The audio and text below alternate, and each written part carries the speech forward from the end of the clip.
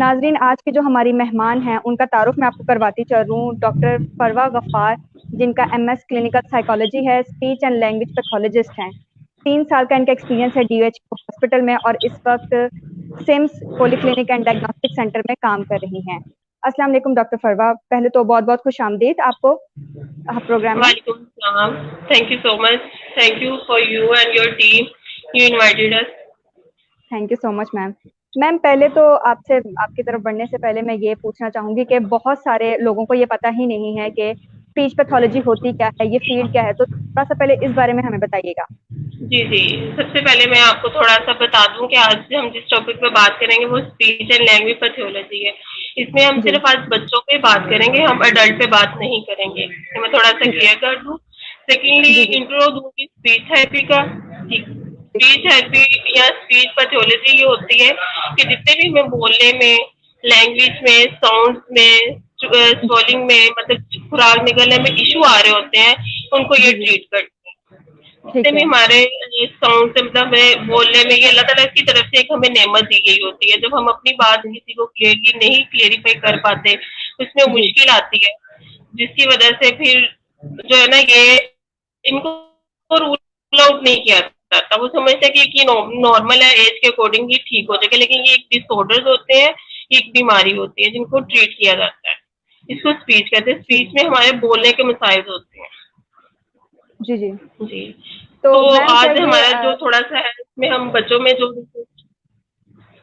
जी जी। ठीक है मैम, ये हम लोग किसी भी एफएससी के बाद इसको कर सकते हैं या एमबीबीएस के बाद ही करना जरूरी है?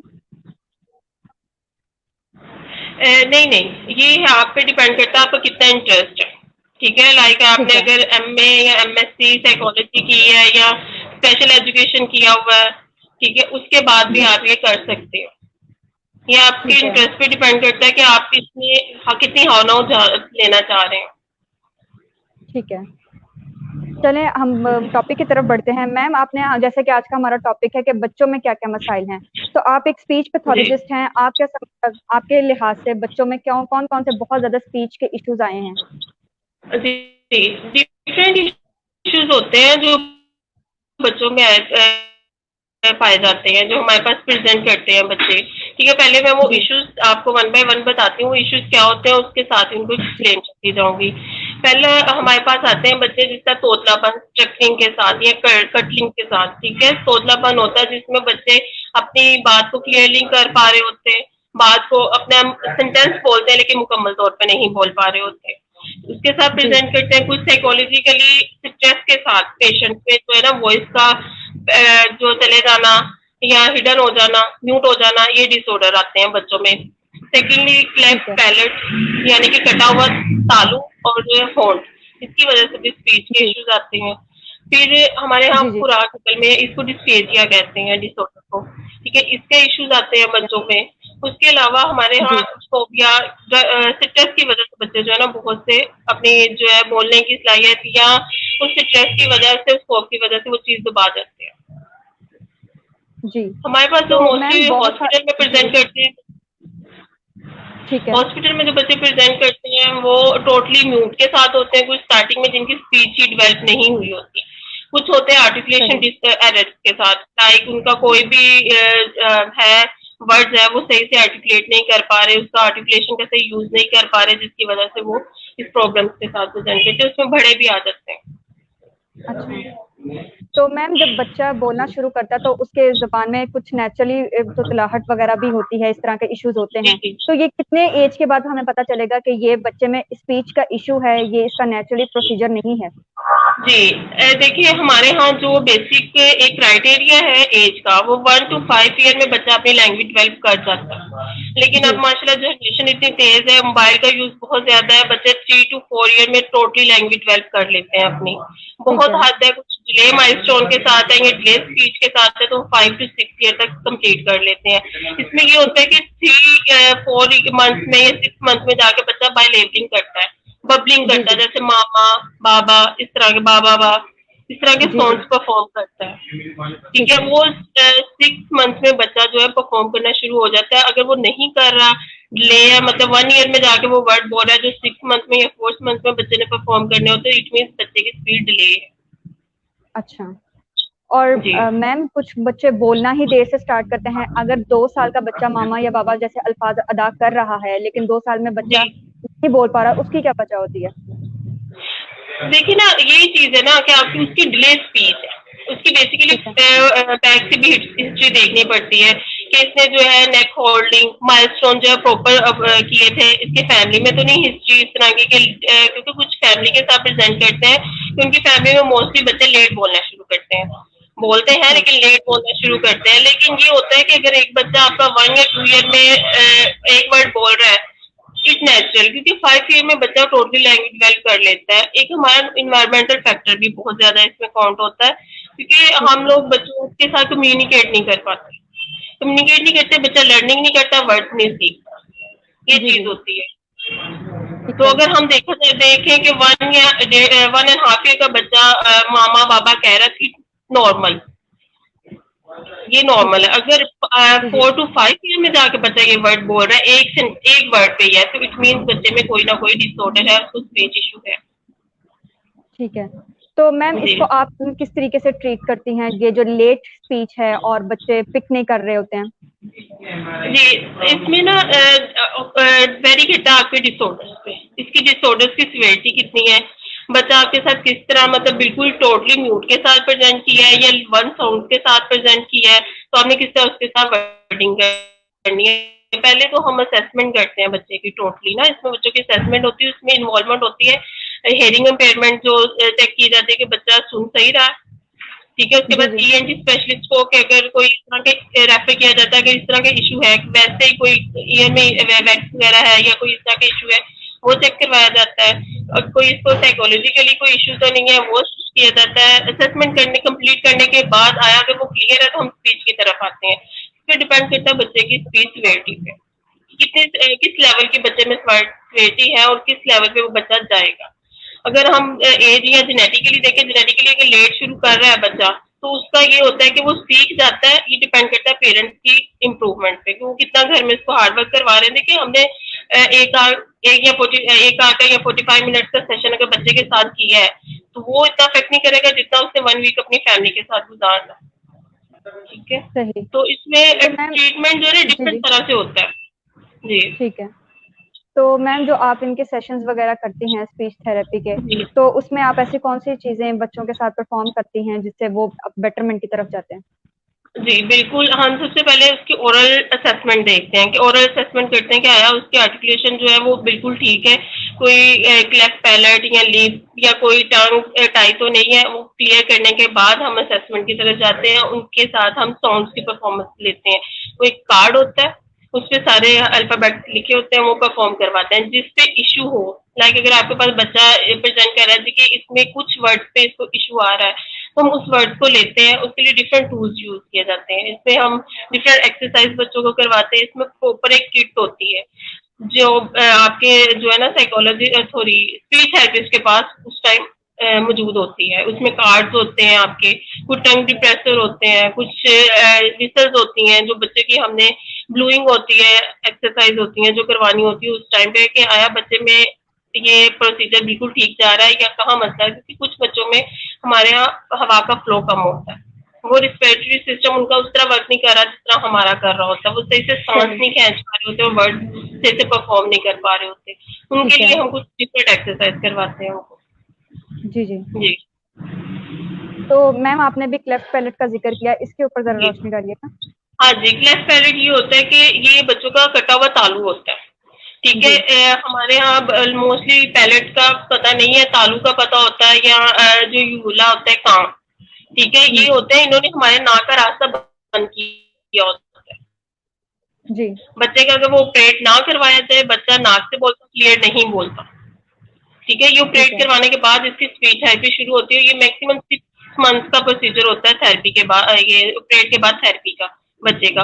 उसमें आपने नेजलाइज साउंड जितने भी बच्चे ने किए होते हैं उसको रोक के आपने जो है वो वर्ड सिंपल करवाने। जो नेजलाइज साउंड होते हैं वो तो नाक और मुंह दोनों से निकलेंगे, बाकी वो कुछ जी वर्ड होते हैं जो नाक और मुंह दोनों से निकलते हैं, बाकी हमारे हलक से निकलते हैं। और जो लिप के ठीक बच्चे है। होते हैं उनको बायलेबी जैसे बा पा होंठ जोड़ के जो बोले जाते हैं वर्ड्स हैं, उन पे प्रॉब्लम्स आती है। ठीक है। जी। मैम आपने स्पीच थेरेपी में अपने करियर में अब तक के बहुत मुख्तलिफ और बहुत जिसे कहते हैं डिफिकल्ट केस आपके सामने कौन सा था? डिफिकल्ट केस मैं वो स्ट्रोक के साथ थी, वो अडल्ट थी। बच्चों के साथ मेरा ठीक है। बहुत अच्छा एक्सपीरियंस रहा। एक बच्चा म्यूट के साथ था, मतलब सिंगल वर्ड था वो, बा या माँ इस तरह वर्ड पे था वो। तकरीबन 1.5 ईयर का बच्चा था। और उसकी अम्मा की मैं उनको अप्रिशिएट करती हूँ, मैं खुद को अप्रिशिएट नहीं इसमें करती, उसकी मदर को करती हूँ, क्योंकि उनकी मेहनत ज्यादा थी। वो लेके आती थी, उसको टाइम देती थी, उसको एक्सरसाइजेस कराती थी। और वो बच्चा 6 मंथ में प्रॉपर सेंटेंस पे आया। 1 क्लास में से फर्स्ट पोजीशन बच्चे ने हासिल की।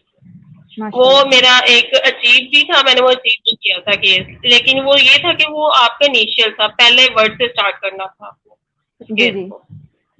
जी जी। तो ये सही। होता है कि बड़ों के साथ काम करना थोड़ा डिफिकल्ट होता है। ठीक है।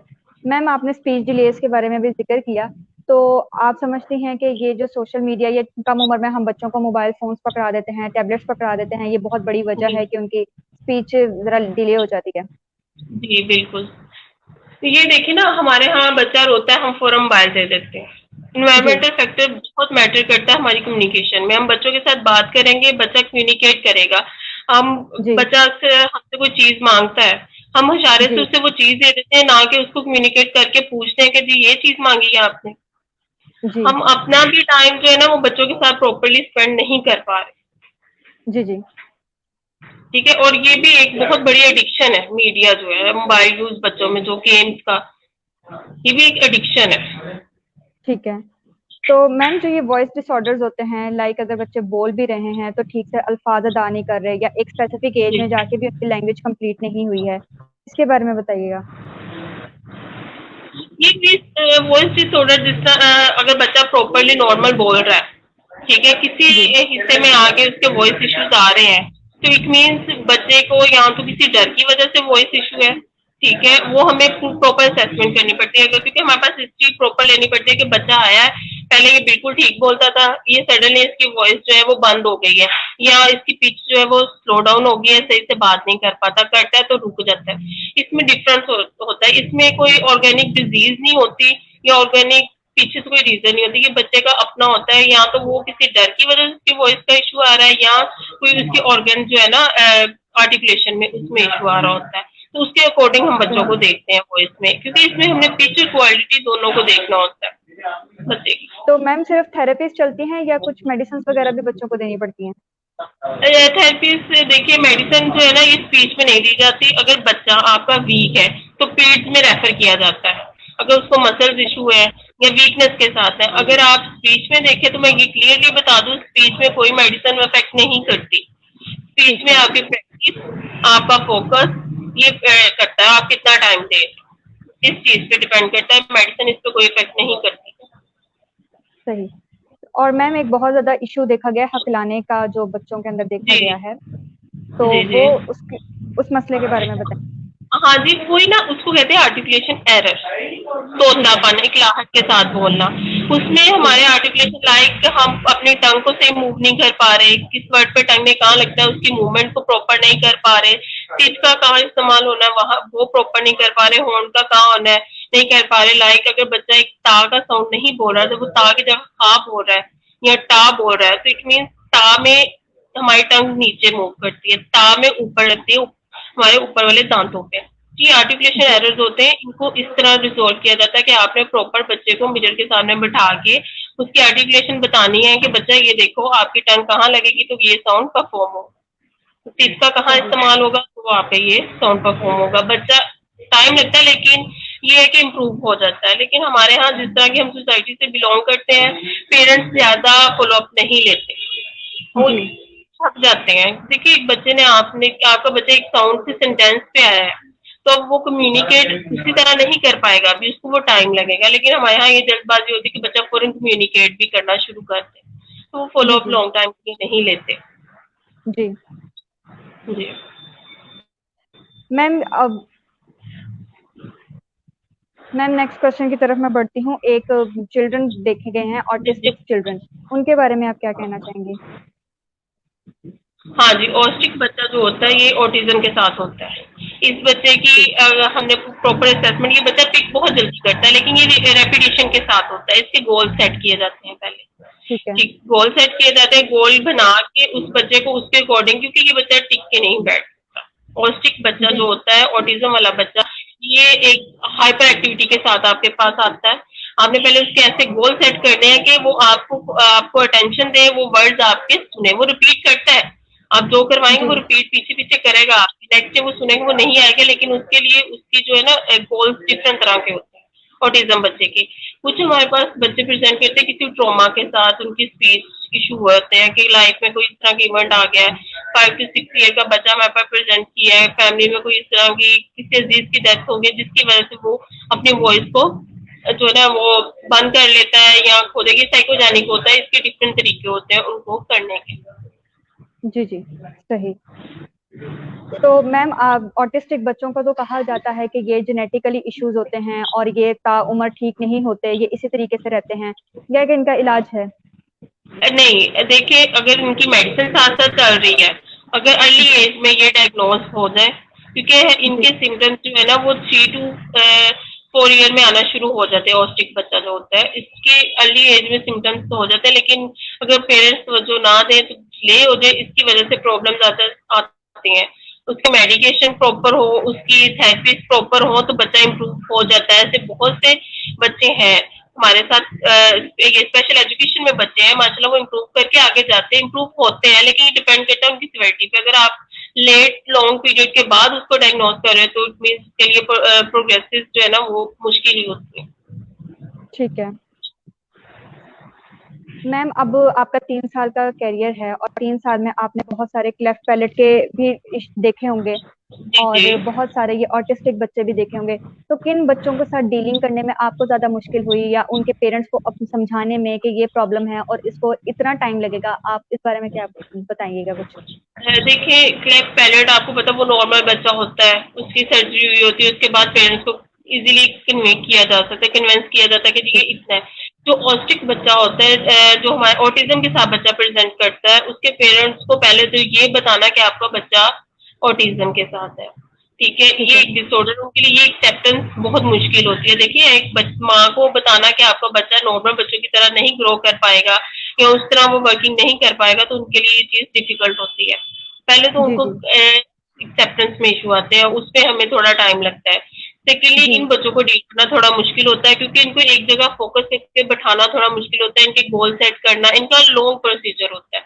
जो क्लेफ्ट पैलेट के ठीक है। साथ होते हैं उनका 3 to 6 मंथ में वो कवर हो जाता है जी। इशू। जी मैम, बहुत सारे बड़े लोगों में भी ये देखा गया है, ये चंद अल्फाज होते हैं जो वो नहीं बोल पाते, जैसे अड़े का बहुत ज्यादा इशू हमारे सोसाइटी में है। खे को खे बोला जाता है। तो बड़ों में बिल्कुल। ये क्या वजह है कि कुछ अल्फाज वो अदा नहीं कर ये पाते एक खास उम्र गुजरने के बड़ों में बाद ये भी? होता है कि उनकी भी आर्टिकुलेशन एरर्स आ रहे होते हैं। वो उसकी अच्छा। देखिए, हमने छोटे होते उसकी स्पीच नहीं बेहतर की, वो वैसे ही उसको ले गया। ठीक है, डे जी। के साथ मेरे पास ये यूनिवर्सिटी का स्टूडेंट आता था और डे नहीं बोल पाता था वो बच्चा। जी। डे में वो जुबान ही मूव नहीं करता था, जी। अपनी जुबान को हिलाता नहीं था। आपको पता हमारी टंग की मूवमेंट बहुत इंपॉर्टेंट है हर वर्ड में। जी। तो वो जी। जब मूवमेंट ही नहीं होगी तो डे का वर्ड कैसे बोलेगा?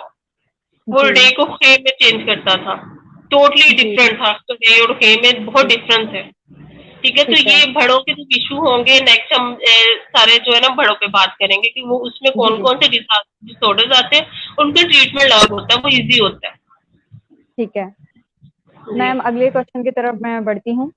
जी मैम, आपने ये क्लेफ्ट पैलेट की बात की और ये जो हलक का कव्वा होता है इसके बारे में आपने जिक्र किया, लेकिन हमारी सोसाइटी कुछ इस तरीके की है कि वहाँ पे नॉलेज नहीं है कि हमें अपने बच्चों की इन चीज़ों के भी वो तवज्जो देनी है। तो हम अवेयर कैसे कर सकते हैं अपनी सोसाइटी को? देखिए, अवेयरनेस जो है ना ये डिफरेंट कैंप्स के जरिए, ये बहुत अच्छा प्लेटफॉर्म है। पहले तो ये मैं चीज क्लियर कर दूं, क्योंकि हमारे यहाँ प्रॉपर स्पीच का कोई सेटअप नहीं था। हाँ डिफरेंट जी। हॉस्पिटल में है, लेकिन हम लोग अवेयर नहीं करते। जी। ठीक है, हॉस्पिटल्स में होती है सर्जरीज इसकी, कुछ जी। लोगों को जी। लेट पता चलता। अब आ रही है अवेयरनेस, लेकिन टाइम लगेगा इस चीज में भी, लेकिन इनको जी। जी। करवानी चाहिए। ठीक है, अगर आप अर्ली एज में करवा लोगे इसका इलाज मुमकिन है। आप अर्ली एज में करवा लोगे, बहुत सी जगहों पे फ्री इसकी सर्जरीज हो रही है। क्लेफ्ट पैलेट की जो जी है वो फ्री सर्जरी हो रही है, क्लेफ्ट लिप की जो है फ्री सर्जरी हो रही है, लाइट हॉस्पिटल है, जी वहाँ फ्री में होता है, इसका ट्रीटमेंट अवेलेबल है। कुछ लोग ये कहते हैं कि ये नहीं ठीक हो सकता, उनको ये ठीक है। अवेयरनेस नहीं है। इसके लिए मेरे ख्याल से हमें डिफरेंट कैंपिंग करनी चाहिए। कुछ लोग वीडियोस देखते हैं, कुछ नहीं देखते, नहीं ठीक है, वो देखते, स्किप कर सही। देते हैं, या नेट की फैसिलिटी नहीं है कुछ एरियाज में, बहुत से इश्यूज आते हैं। इसके लिए जगह जगह जी जो है जी, ना बैकवर्ड एरिया, वहां जाके आपने जो है ना करना है, कैंपिंग करें, वहां लोगों को अवेयरनेस आएगा, ये भी एक डिसऑर्डर्स होता है। सही। मैम आपकी क्या जी, इंस्पिरेशन थी कि आप स्पीच पैथोलॉजी की तरफ आई? मैंने एक्चुअली डीएचक्यू में पहले मैं एज अ साइकोलॉजिस्ट वर्क कर रही थी, वहां मैं बच्चों को आते देखती थी, वहां मैंने बच्चों के साथ डीलिंग एक दो बार की, तो मुझे बहुत इंटरेस्ट हुआ कि ये एक अच्छी फील्ड है, लेकिन लोगों को अवेयरनेस नहीं है इसके बारे में, तो मुझे ये ओके। चीज करनी चाहिए। ठीक है, मैंने पहले जी वो लर्निंग की, फिर वहाँ वर्क किया, और मेरा बड़ा अच्छा एक्सपीरियंस रहा। और लर्निंग मैं कहती हूँ कि साइकोलॉजी से ज्यादा मुझे इसमें जो है ना ज्यादा मजा आता है। मैंने इसके लिए फ्री कैंपिंग भी की डिफरेंट एरिया में जाके, और वहाँ इतने इश्यूज उन लोगों को नहीं पता कि स्पीच के ट्रीटमेंट भी अवेलेबल है। वो बिल्कुल। समझते हैं कि गूंगा है तो गूंगा है, मतलब नहीं बोल पाएगा, इसका कोई इलाज ही नहीं। तो ये अच्छा अवेयरनेस मैम, देने से आती है। जी जी मैम, जैसे अभी आपने कहा कि गूंगा है, बोल नहीं सकेगा, तो कुछ पैदाइशी गूंगे होते हैं, कुछ ये है कि उनकी मेमोरी में कोई वर्ड ही नहीं होता जिसको वो पिक करके बोलने खुद बोलने की हाँ कोशिश जी, करें। कुछ जी जी, डिफरेंसेस ये हैं ये? हमारे, हाँ जी जी बिल्कुल होते हैं, ये हमारे न्यूरो के डिसऑर्डर्स होते हैं। ठीक है, हमारे ब्रेन में वो इशू होता है, हमारे ब्रेन में जो ना ब्रोका एरिया होता है, जो स्पीच की प्रोडक्शन में वर्क कर रहा होता है, एक की एरिया होता है जिसने वर्ड्स का चुनाव करना होता है, जी उनके वो डैमेज होते हैं एक्चुअली। उनका न्यूरो का इशू होता है, जिसकी वजह से उनकी स्पीच प्रोडक्शन नहीं होती, उनकी ब्रेन में जो वर्डिंग नहीं बन रही होती, जिसकी वजह से वो सही। प्रोडक्शन भी नहीं कर सकते। लेकिन कुछ बच्चे ऐसे होते हैं, बहुत शार्प होते हैं बाकी एक्टिविटीज में, वो लिपसिंग देख जी के बोलना करते हैं, लेकिन मे बी उनका हेयरिंग इशू हो, लेकिन हम अवेलुएट नहीं ना करवाते, हमारे यहाँ ये चीजें हैं। अगर जी अवेलुएट जी, करवाया जाए कि हाँ ये चीज है, बच्चे को स्पीच का तो नहीं इशू, इसके अलावा हेयरिंग सुनता सही है, तो जी जी, मेरे ख्याल से बच्चा बोल देगा, अगर आप उसको ये असेसमेंट कंप्लीट करवाएंगे। ताकि बहुत से बच्चे प्रेजेंट करते हैं जिनके पेरेंट्स को नहीं पता होता कि ये बच्चा हमारा जो है वो सुन पा रहा है कि नहीं। उनको बताया जाता है कि आपका बच्चा सुन नहीं सकता, इसलिए बोलेगा वो कैसे, वो सही। एड्स के बाद बोलना शुरू कर देते हैं। जी जी, बिल्कुल। और मैम आपने आपने एज अ साइकोलॉजिस्ट आप डीएचक्यू में वर्किंग कर रही थी, तो साइकोलॉजी का कितने हद तक रोल है स्पीच थेरेपी में और या ये डिले स्पीच में? देखिए, स्पीच में बहुत ज्यादा रोल है। आपने काउंसलिंग किस तरह एक पेशेंट की करनी है। आपके साथ एक ठीक पेशेंट स्ट्रेस के साथ आया है, ठीक है, स्कूल ठीक। का बच्चा है, वो स्ट्रेस के साथ प्रेजेंट किया, स्ट्रेस के साथ उसने अपनी जो है ना उसका वॉइस इशू आ रहे हैं उसको, या लैंग्वेज इशू आ रहे हैं, तो पहले आप उसके स्ट्रेस को रूल आउट करो। स्ट्रेस को रूल आउट कर लिया तो देन आपने उसकी स्पीच को भी बेहतर कर लिया। ठीक है, देखिए सही। काउंसलर तो हर कोई होता है। जब जी आप एक मेडिसिन दे रहे हो, एक डॉक्टर हो, एज अ डॉक्टर आप हर चीज जो है वो गाइड करते हो। काउंसलर हर एक होता है, लेकिन ये होता है सबका वे डिफरेंट होता है करने का चीजों को। ठीक है मैम। इसके बाद नेक्स्ट क्वेश्चन की तरफ मैं बढ़ती हूँ कि एमएस साइकोलॉजी के बाद आपने स्पीच पैथोलॉजी में आपने मूव किया, और इसके जी, आगे अब क्या कौन कौन से प्लेटफॉर्म्स हैं जहाँ पे स्टूडेंट्स जा सकते हैं, या आगे आप खुद जाएंगी? अच्छा, आगे अगर आप देखें स्टडी के लिए ये बहुत अच्छा है। यहाँ रिफा वालों, रिफा इंटरनेशनल यूनिवर्सिटी फैसलाबाद में भी इन्होंने स्टार्ट कर दिया है बच्चों के लिए स्पीच के लिए। लेकिन स्पीच हम पढ़ लेते हैं, प्रैक्टिकली इस फील्ड में आने के लिए हमें मुश्किलात आती हैं, क्योंकि इसका प्रॉपर प्लेटफॉर्म मौजूद नहीं है। इसमें एक सही। डीएचक्यू है जहाँ बच्चों को स्पीच के रिलेटेड जो है ना वो प्रैक्टिस करवाई जाती है। तजीमुल इंसान है, स्पेशल चाइल्ड स्कूल जो है, वहाँ बच्चों को करवाई जाती है। लेकिन एक जिस तरह प्रॉपर वर्किंग सीखनी चाहिए बच्चों को, कि हर डिसऑर्डर के साथ डीलिंग करनी आनी चाहिए, उस तरह एक प्रॉपर प्लेटफॉर्म यहाँ मौजूद नहीं है। हाँ, इंडिविजुअली क्लिनिक्स हैं बहुत से सीनियर्स के। ठीक है, फैसलाबाद में ये सेटअप नहीं है, इस्लामाबाद में अभी स्टार्ट हुआ है। फैसलाबाद में भी रिसेंटली स्पीच के ही इन लोगों को अवेयरनेस हुई है कि हाँ जी इसका भी कोई इलाज मौजूद है।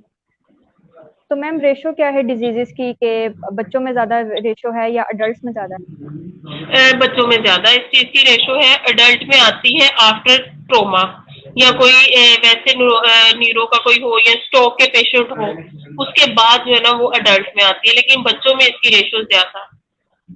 आप ठीक है। बिलीव नहीं करेंगी, मैंने जब ये फील्ड में कम वर्क किया है तो मुझे पता चला है कि क्लेफ्ट पैलेट जो है उसकी रेशो भी बहुत ज्यादा है। जी। हमारे फैसलाबाद में भी, हमारे जितने भी नॉर्दर्न एरियाज है, पहाड़ी इलाके हैं, डीआई खां है, इस साइड से इतने बच्चे जो है ना क्लेफ्ट पैलेट के साथ प्रेजेंटेड थे। सही है मैम। आपसे नेक्स्ट क्वेश्चन पूछना चाहूंगी कि आप अपनी फील्ड से कितने हद तक सेटिस्फाई हैं, और ये एक जिसे कहते हैं कि कॉम्प्रोमाइज था, या आप अपनी ख्वाहिश से इस फील्ड को चूज किया आपने?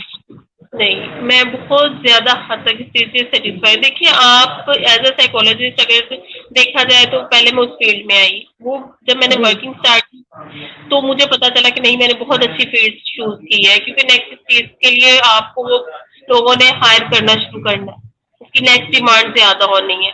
आप लोगों की प्रॉब्लम्स को सॉल्व करते हो सुन के, उनके जितने भी स्ट्रेस होते हो उसको सुनते हो, उसका अल्टरनेटिव बताते हो, उनका हल निकालते हो। मुझे बड़ी ये एक ना अखलाकियात है, इंसानी जी। खिदमत है, वो दूसरों जी। के साथ कर रहे होते हैं। आप दूसरों का स्ट्रेस लेवल कम कर रहे होते हो। सेकेंडली, जब मैंने इस चीज का देखा, इसमें मुझे ज्यादा इस चीज का आया कि लोगों में अवेयरनेस नहीं है। अवेयरनेस आएगी तो लोग इस चीज को हल कर पाएंगे। ये बच्चे जिन जो समझते हैं कि जी हमारा बच्चा बोल नहीं पाता, उनके लिए बहुत प्रॉब्लम होती है, और ये सहना सारी उम्र के लिए कि जो बच्चा बोल नहीं सकता, लेकिन ये ट्रीटमेंट अवेलेबल, हम सही। आते नहीं हैं। ठीक है मैम, इसके साथ ही जो हमने बहुत सारे एक तो प्रॉब्लम्स को डिस्कस किया, और बच्चों में जो क्लेफ्ट पैलेट के और ये कव्वे के हमने मसलों को डिस्कस किया, आपने उनका हल भी बताया। तो मैम, आप हमारी यूथ से या हमारी जो यंग जनरेशन है कुछ कहना चाहेंगे इनसे? जी बिल्कुल, मैं जितने भी इस फील्ड से रिलेटेड स्टूडेंट है, कुछ लोग होप छोड़ देते हैं कि ये सब्जेक्ट जो हमने चूज किया है ये मतलब हम गलत फील्ड में आ गए। ये आप लोगों की बात गलत है, ये सोच गलत है। हम जब स्टूडेंट लाइफ में होते हैं हम ये सोच रहे होते हैं, लेकिन जब आप प्रैक्टिकली फील्ड में जाओगे आपको पता चलेगा कि मैंने बहुत अच्छी फील्ड चूज की है। ठीक है, जी। और मैं इस जो प्लेटफॉर्म आपने प्रोवाइड किया है TIF, इसका बहुत ज्यादा शुक्रिया अदा करती हूँ कि इन्होंने एक नया तरीका निकाला लोगों को अवेयरनेस देने का। जी। ठीक है, मैं इनके जो CEO साहब हैं डॉक्टर मोहसिन साहब, उनका शुक्रिया अदा करती हूँ कि उन्होंने स्टूडेंट्स को मौका दिया आगे आने का, वो कुछ कर पाए। हमारे यहाँ स्टूडेंट्स को मौका नहीं दिया जाता, उनको ये कहा जाता है कि जी आप पहले पढ़े, एक्सपीरियंस लाए, देन इस फील्ड में आए। ये हम गलत करते हैं। जी। ठीक है, आप स्टडी लाइफ में अगर सीखना शुरू करोगे तो आप आगे बढ़ पाओगे। लेकिन मैम, मायूसी की बहुत ज्यादा वजह ये भी देखी गई है क्योंकि हमारा सिस्टम ये इन चीजों को अलाउ नहीं करता। लाइक अगर स्पीच पैथोलॉजिस्ट लोग बच्चे बन भी रहे हैं तो उनकी रेशियो ज्यादा है as compare to the number of seats in government sector और प्राइवेट। देखिए, जरूरी नहीं है आपकी गवर्नमेंट सीट आए और आप उसी पे अप्लाई करो। स्पीच थेरेपी की बहुत ज्यादा सीट्स आती हैं, इस पर PPSC के थ्रू 48 सीट्स आई हुई हैं। जबरदस्त। आपकी 48 सीट्स आई हैं PPSC के थ्रू, और वो बच्चे दे रहे हैं। ठीक है, लेकिन इसके लिए आप अपना इंडिविजुअली, आपके पास इतना एक्सपीरियंस है, आप अपने इंडिविजुअली क्लिनिक बना सकते हैं। ठीक है। इंडिविजुअली क्लिनिक आप जरूरी नहीं है बड़ा बड़ा सेटअप बनाए, अपने घर के एक ड्राइंग रूम से ही शुरू कर सकते हैं। और मैंने ये जी। अपने जी। घर के एक कमरे से शुरू किया था, एक बच्चा वहां मैंने चेक करना शुरू किया। ठीक है, जरूर को जबरदस्त। इसके लिए बड़ा प्लेटफॉर्म चाहिए। ठीक है नाजरीन, ये था हमारा आज ठीक का है, लाइव और सेशन। इस अगर हम जी। जी। मायूस होते हैं, जब स्टूडेंट लाइफ जी। में होते हैं, हम पढ़ रहे होते हैं, हम ये चीज देख रहे होते हैं कि इसका स्कोप नहीं है, आगे हम क्या करेंगे, लेकिन इसका स्कोप है, ये स्कोप हमें खुद बनाना होता है। हम जी। क्लिनिक जी। कर सकते हैं, स्पेशल एजुकेशन स्कूल्स हैं, हम उनमें वर्किंग कर जी। सकते हैं एज ए स्पीच थेरेपिस्ट। जबरदस्त। हॉस्पिटल्स में मैं जॉब जाते हैं, बर्निंग डिपार्टमेंट में जॉब जाती है एज ए स्पीच थेरेपिस्ट भी। मैम, बहुत अच्छा लगा आपसे बात करके, और बहुत शुक्रिया हमें वक्त, अपना कीमती वक्त देने का, हमें अपने कीमती अल्फाज देने का। नाजरीन, ये था सॉरी, हमारा आज मुझे का लाइव आवाज नहीं आ सेशन। रही आपकी, डॉक्टर पीरा।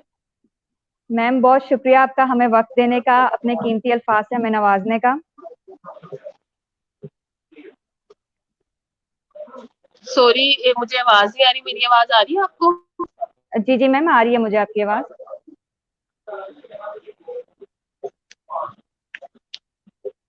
मैम, आप मुझे सुन सकती हैं? थैंक यू सो मच, मैं थैंक यू करती हूँ सभा का। थैंक यू डॉक्टर वीरा आपका, और लास्ट में थैंक्स सबसे ज्यादा डॉक्टर मोहसिन का जो CEO है, जिन्होंने ये प्लेटफॉर्म बनाया। और मैं उम्मीद करती हूँ कि ये आगे इसी तरह इसको लेके चलेंगे, मायूस होके इसको जो है वाइंड अप नहीं करेंगे। देखिए हर काम में मुश्किलात आती हैं, हम फर्स्ट स्टेप बेशक। लेंगे, ठीक है, आहिस्ता आहिस्ता बढ़ेंगे उसकी तरफ। अगर एक स्टेप से अगर हमें मायूसी हुई है तो हम जरूरी नहीं है कि इसको पीछे हो जाए, हम अगला स्टेप ले, उसको अपना वीक पॉइंट नहीं अपनी स्ट्रेंथ बनाए। Thank you ji ji so much. बिल्कुल। Thank you ma'am. नाजरीन, ये था हमारा आज का लाइव सेशन स्पीच पैथोलॉजी के हवाले से। बच्चों में स्पीच के कौन कौन से इश्यूज आते हैं, लैंग्वेज के कौन कौन से इश्यूज आते हैं, इन पे बहुत डिटेल डिस्कशन हुई डॉक्टर अभी ना फरवा मुझे गफार के आपकी साथ। ना आवाज नहीं आ रही। बहुत डिटेल डिस्कशन हुई है मैम फरवा गफार के साथ। और इसके साथ साथ ही अपने होस्ट को दीजिए इजाजत। दुआ में याद रखिएगा, अपना बहुत सारा ख्याल रखिएगा। अल्लाह हाफिज।